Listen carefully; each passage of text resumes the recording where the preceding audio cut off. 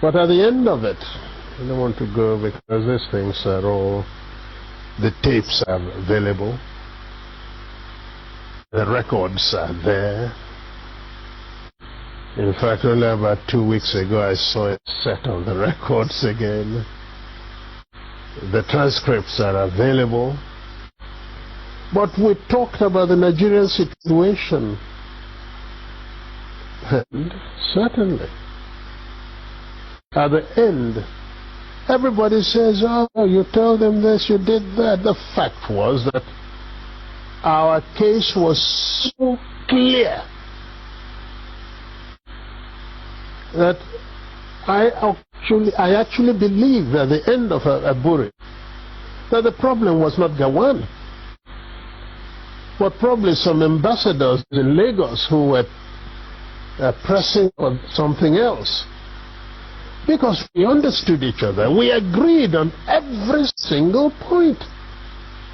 The drafting was, in fact, my chief secretary with 2 other chief secretaries from the other side. They said, no. And drafted, agreed, we looked at it, we agreed. General Ankra read over the whole report again to us at the end. Asked us if we wanted to amend anything. No.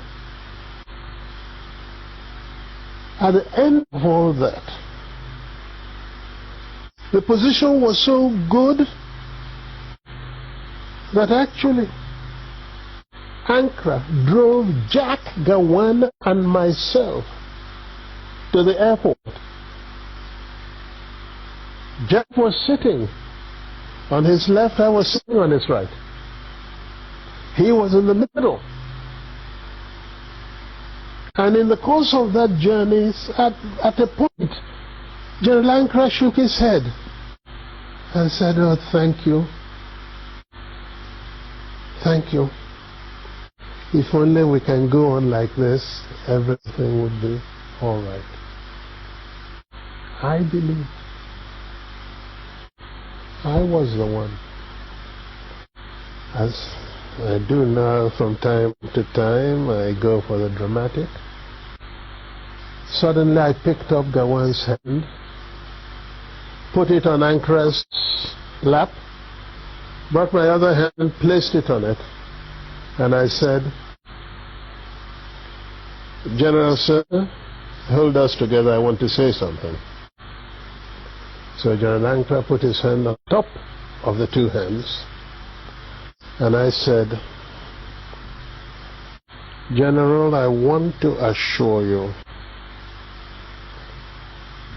that I am totally satisfied with everything we said.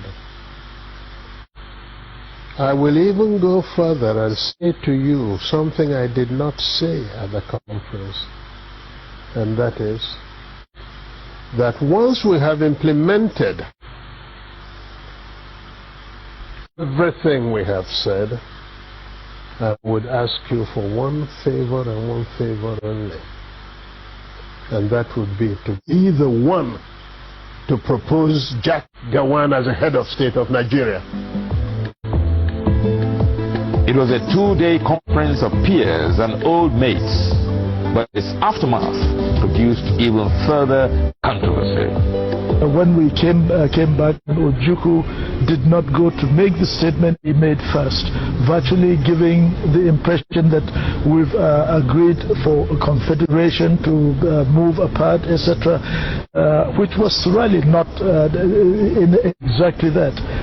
If I had had the opportunity to make my broadcast in France, because that was the agreement, not for him to make the broadcast first, then if I had committed myself to what he said, then there wouldn't have been any problem.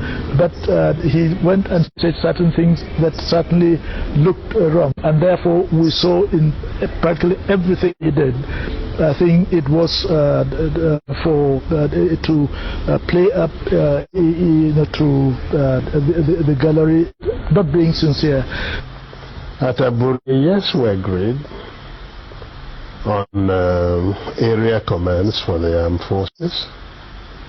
At Aburi, we agreed that the police force would be decentralized. We agreed on those. Yes. We agreed even to show that we didn't separate. At Aburi, we also agreed on a certain revenue formula. That's what happened at Aburi.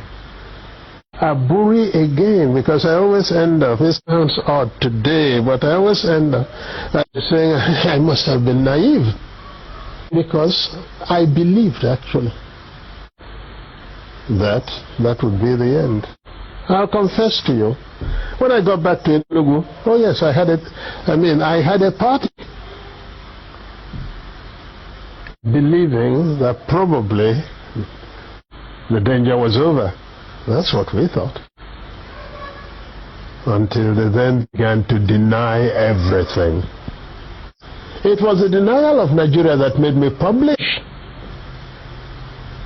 the tapes of Aburi, because we had insisted that each one should have a set of tapes.